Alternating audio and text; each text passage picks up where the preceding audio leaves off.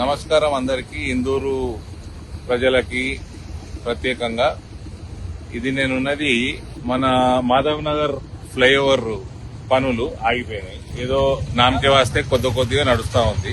ఈ ఫ్లైఓవర్ ఒక dream project. 30 సంవత్సరాలు ఇందూరు పట్టణ ప్రజలు, ఇందూరు జిల్లా ప్రజల డ్రీమ్ ప్రాజెక్ట్.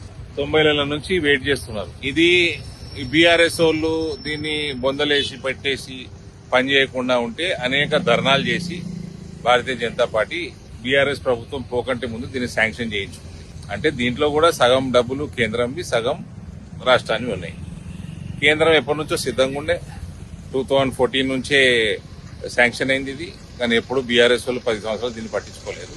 ఫైనల్ గా బీజేపీ చేస్తున్న ఆందోళనను బట్టి లాస్ట్ లో శాంక్షన్ చేసి 2022 ఏదో అప్పుడు టెండర్లు పిలిచారు. తర్వాత ఈ కాంగ్రెస్ వాడు వచ్చి ఇక్కడ ఈ ప్రాంతం ఎమ్మెల్యే కాంగ్రెస్ ఎమ్మెల్యే. ఇక్కడ ఓ పెద్ద మనిషి ఉంటాడు. ఇక్కడ రోజు ఆయన నెలకు 2-3 సార్లు అన్నా 4 సార్లు అన్నా నిజామాబాద్ హైదరాబాద్ తిరుగుతాడు సుదర్శన్ రెడ్డి. ఇది శాంక్షన్ చేపించి వర్కులు స్టార్ట్ చేపించి మేము రూపాయి కమిషన్లు అడగకుండా ఈ ఇంతకు ముందు బిల్లులు పెండింగ్ ఉంటే నేను పోయి రాష్ట్ర ప్రభుత్వం మంత్రులతో మాట్లాడి నేను ఇప్పించుకున్నా. మళ్ళా 3 కోట్ల రూపాయలు మళ్ళా పెండింగ్ ఉన్నది బిల్లులు. ఇప్పటి 4 నెలల నుంచి టోకెన్ నెంబర్లు వస్తాయి, పోవాలి మంత్రి దగ్గరకు, పోవాలి ఫైనాన్స్ మినిస్టర్ దగ్గరనో ఏడనో. ఈ ముఖ్యమంత్రి ఓ సిస్టమ్ పెట్టిండు, అలా కమిషన్లు అప్పచెప్తే గానీ పైసలు రిలీజ్ చేయాలి.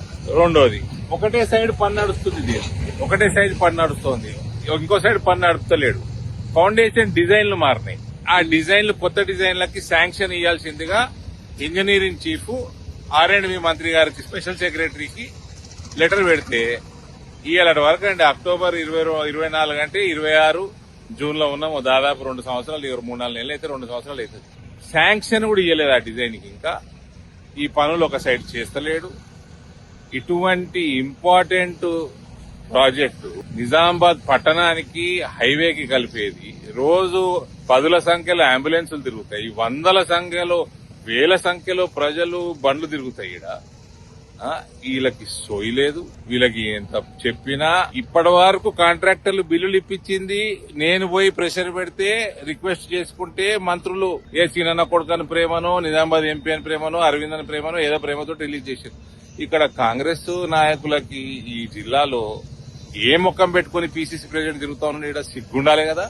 తొందరగా కంప్లీట్ చేయండి రా భయ్. మీరు కమిషన్లు మింగుతారా, మింగితే మింగి సావండి. తొందరగా వర్కులన్నా కంప్లీట్ చేయండి.